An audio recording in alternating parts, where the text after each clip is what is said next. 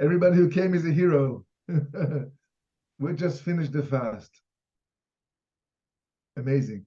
So we're gonna continue to talk today about the subject of telling a non-Jewish person to do some activities for us during Shabbat. I had enough time, and I've investigated through the past week with a few rabbis, and the general direction is that seems like today this topic, this subject of telling a non-Jew to do activities for you has gone further, way more than how it should look, actually. Today, it's very common, something happened in the house, just call a guy and he's going to do everything for you. This prohibition of asking a non-Jewish person to do something for you is a rabbinical prohibition. Why did our sages prevent us? They have prevented us from talking to another person to do my job, because from two reasons. One is that if I can actually sit in my home having Shabbos, and right after the chunt on Shabbos lunch, I'm going to call my manager, is a non-Jewish person. I'm going to tell him, look, Johnny, why don't you go to the office and make a few phone calls to those guys who are still owing some money, and then call the other guy for the merchandise, and then call the third person that he should actually, come tomorrow to do the construction in the site. I didn't do anything. Did I break Shabbos? No. I was sitting in my sofa comfortably, having chilled, right? So again, Chazal have brought us out of that idea. Shabbos is Shabbos. You're not supposed to deal with activities on the holy day. And the second reason is that a person will get used so much for activities to be done during Shabbat by a non-Jewish person, so slowly he will see that it's not so harsh, not so difficult. Activities are done, and he will come to do activities by himself during Shabbat. So our sages said, okay, we're not going to permit that, only for specific few reasons that we're going to point them out now. So the general rule is we're not calling a goy whatsoever. Exceptions? Here we're going to learn about some exceptions. It's not that you can tell the goy everything besides a few things that you're not supposed to tell him. No, the other way around. He cannot do anything for me besides a few things, as we're going to note. So first of all, the thing is that the general rule is whatever I am not allowed to do during Shabbat, I cannot tell a non-Jewish person to do for me, unless it is for a sick person. And we're not talking about a sick person who is in danger, because if a sick person is in danger, I can and I should break Shabbat for him if my assistant going to help him or save his life. Not a question. Shabbos can be broken, it should be broken, and to save a life. So that's one thing. For a sick person who is not in danger and he's going to have a tremendous suffering, I should call a non-Jewish person to ask them to do things for him. Also, for a mitzvah, if there's a mitzvah that is involved that I cannot do, and we're going to see which kind of a mitzvah. Not every mitzvah, but I can ask him to do that activity for me. Now, by the way, I'm asking everyone, don't take my words here halachically all the way through, because I'm not a qualified, a certified rabbi to answer questions.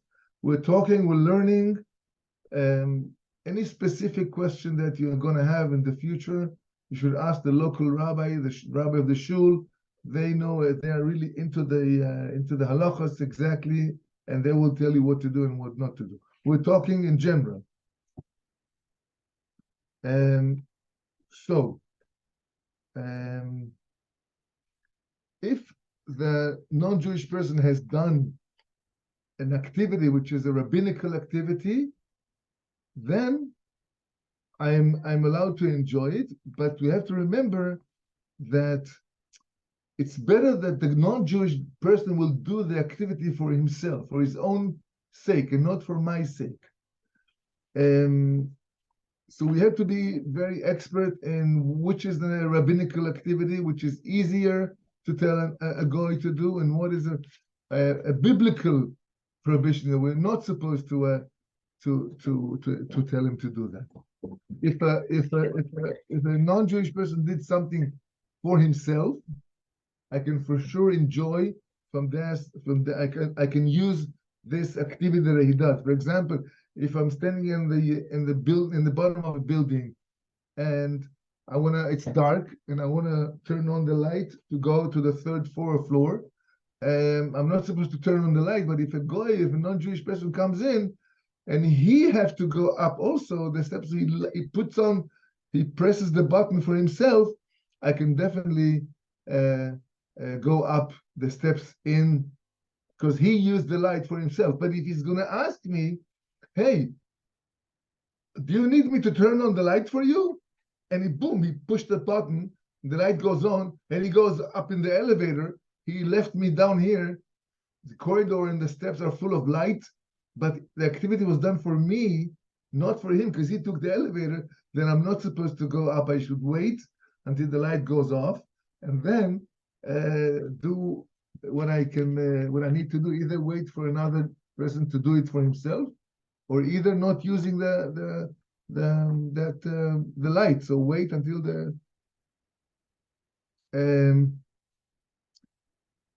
regarding if I've asked a non-Jewish person to do something for me, and it's not a permissible thing to do, then I myself cannot draw pleasure, cannot use that activity. Also, my inhabitants, my family members, but somebody who's not from my family is able to enjoy, to use that activity that a non-Jewish person did. After I spoke, I told him what to do during Shabbat. With that, we have to remember, if there's a great need, that's what I was told, a great need, tzorech gadol, for example, a great need, we are allowed to ask from the non-Jewish person to do something for us.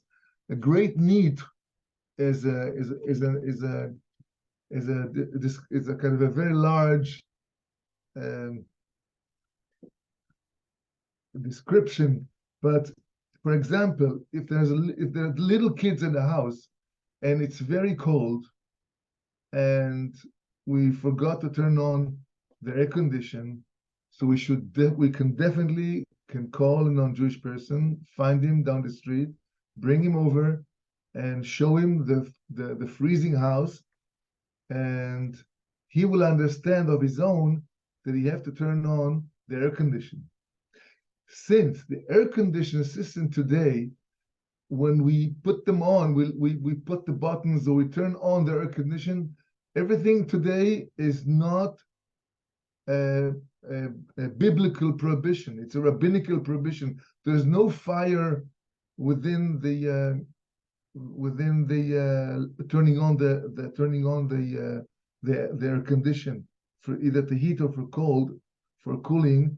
So for sure we can ask a goy to do that for us. Either in the winter it's very cold, and today where places are very hot, this is also a need. If there are little kids in the house or older kids in the house, older people in the house, if they're suffering from extra heat, we can definitely call the non-Jewish person to turn on the air condition. what else? Something else is, if, for example, the hot plate, which has like these, or the urn, which is heated by electricity, and the unit that heats up the water is considered to be biblical prohibition if I turn it on, because it's like it's heating, and this heating for the water or for the hot plate or for the crock pot, these are considered to be biblical prohibitions. Therefore, I cannot call a non-Jewish person for biblical prohibitions. So I can eat my food cold. That's not considered to be a big need or something very necessarily to do. And I can also, and I'd rather not call a goy for that. So everything, and again, another rule for that, everything I tell the non-Jewish person to do, I cannot tell him directly, please turn on the air condition, please, what else? Anything I want to do, I have to bring him to the area, to the room, and make him understand. I can make him like a sign, you see, here or there, or telling him, but shouldn't talk to him. He should understand by himself. If the guy wants to take money, and he knows that it's we're preparing some money for him, we should not touch that money. That show him where the money is, and he should take it.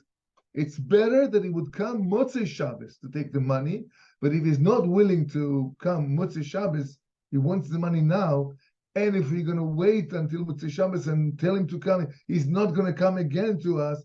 We should show him where the money is, and he can come in to take the money. Okay, a few more questions that we had. Yeah, regarding thermostats, a heater, a thermostat on Shabbat. If it's a digital thermostat, we shouldn't ask him to touch it. If it's a mechanical thermostat, we can ask him we can show him, and he should understand that he can turn on the light, turn on the thermostat. Interesting question. Here's the question. Can you tell a non-Jewish person to roll up your car windows on Shabbat if the windows are down, you forgot them down, and it starts raining, and the car will get wet, soaking wet? I'm not sure how wet it's going to get, but are you allowed to tell him to get the windows electrically up all the way? So since, as I said before, rolling on windows with the button today, this is not considered to be a biblical prohibition. It's only rabbinical prohibition, because there's no fire associated with the mechanism that brings the windows up and down. So you can actually the non-Jewish person can get into the car, put the switch right half the way only to the AC, or press the button without using the code, because the engine is not going to be running. If he's running the engine, no good, because engine is fire. Fire is a biblical prohibition. We're talking about only electrical appliances in the car, and he with it's not a recommended, and you should wait to the end of Shabbat. And what could go wrong if your car is going to be wet a little bit or a lot? For the sake of Shabbat, you should do that and prevent and hold on to the urge and the desire to keep your car dry. But if you can't, or if you're getting heartbeats or the like, or your Zaidi is going to get I don't know, heartbeats because his car is going to get wet, so you can call a non-Jewish guy to do that for you. By the way, today lights, we turn on lights, the LED or the newer section of the lighting system today is actually not considered to be a biblical prohibition, and if there's a need, like a sick person, and you need to turn on the lights for somebody who's terrified, he's very frightened, you can actually take your elbow and press on the button to turn on the lights on Shabbat, because this is not the way we usually turn on lights in the house. We use our finger.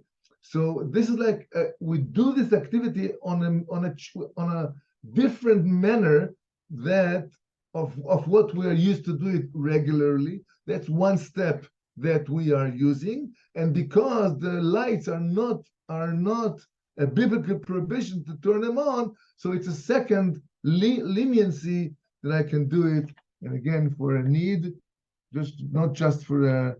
And again,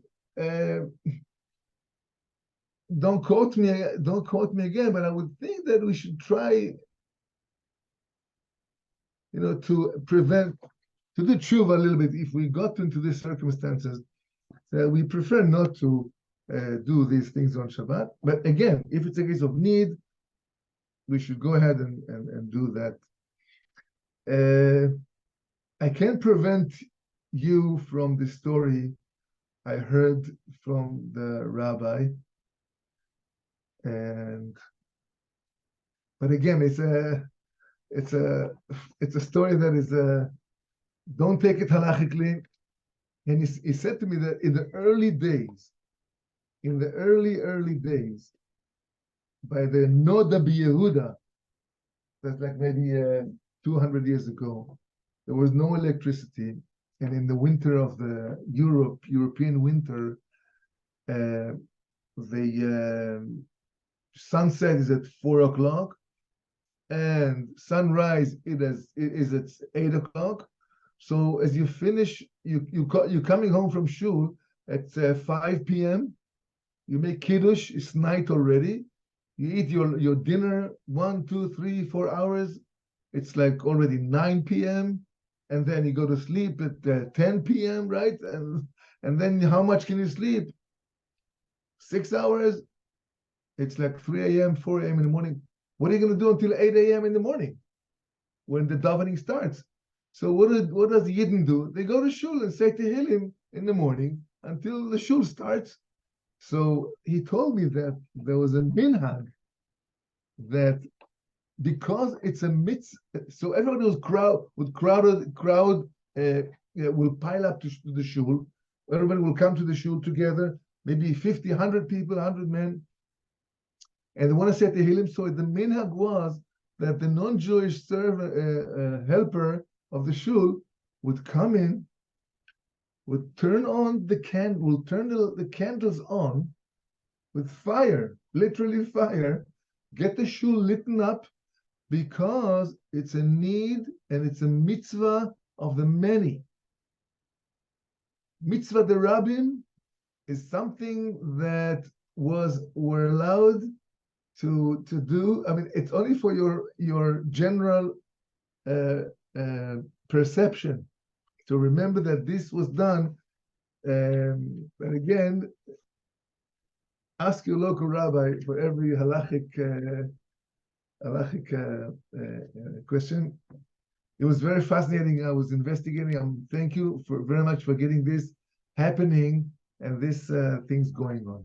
If there's I want to pass to a little story that I'm going to read to you. But if there's a question here, I would like to I'd like to hear a question if you have, or we can go further. So I'll tell you a story. Maybe you can use the question at the end if you like. There's I'm very much I would like very much to encourage myself and my friends like you, like yourself, to be happy over Shabbos. being happy over Shabbos is one of the major presents and the gifts that a person should give himself. It's worthwhile to have a nap on Friday afternoon, as I said, because it's going to keep you relaxed on Shabbos, on Friday night. Nothing is going to bother you. You're going to be happy and joyful and make others happy. There's a story over here about a prisoner, a guy who got into prison. This story took a few years ago in America.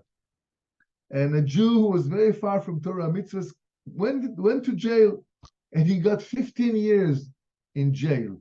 I don't think I told you this story before, right? Didn't I? No. Okay, very good. So there was a rabbi who used to come once every couple of weeks into the prison and to talk to the prisoners and to awake them to Yiddishkeit and to talk to them, give them chizuk.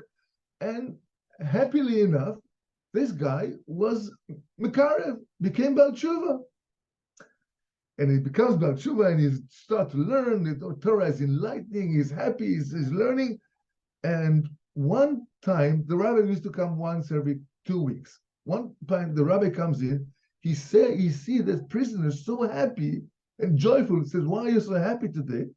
He says, "Rabbi, I learned that if I'm going to keep 2 Shabbosim, I'm going to release, because it says, our sages of blessed memory teaches us in Masechet Shabbat, page 118, that if Am Yisrael are keeping 2 Shabbosim, miyad nigalim, Mashiach is going to come, redemption, geula. So I decided," said the prisoner, "I'm going to keep 2 Shabbosim, and I'm going to release from prison. This is why I'm so happy, because I know there's only 1 Shabbat to keep, and then I'm out of the prison." So the rabbi says, I'm happy for you, but I'm afraid to tell you that you misunderstood the topic. This teaching on the Gemara is from the Klal Israel, general Am Yisrael. Everybody's going to keep, the whole Jews in the whole world, not only one person. So you're not included, and unfortunately, I have to tell you, you're going to stay in prison for the rest of your penalty, which is maybe 10 more years or whatever. So the guy says, "Rabbi, I'm very sorry. I myself didn't see anywhere that is written that it's only for the nation of Israel.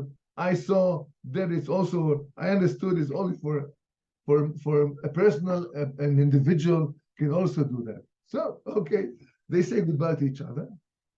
And the rabbi, 2 weeks passes, and the rabbi comes back again after 2 weeks to visit his chaver, the prisoners in the jail, and he's looking for the guy. Says, "Where is the guy, the Moshe?" Says, "He got released from jail." So the rabbi says, "What happened? How come? He had 15 years in jail."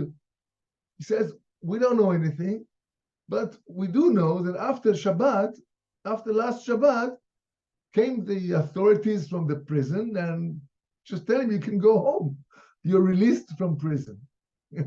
So the rabbi went ahead and investigated what happened in the world that the guy came out of prison.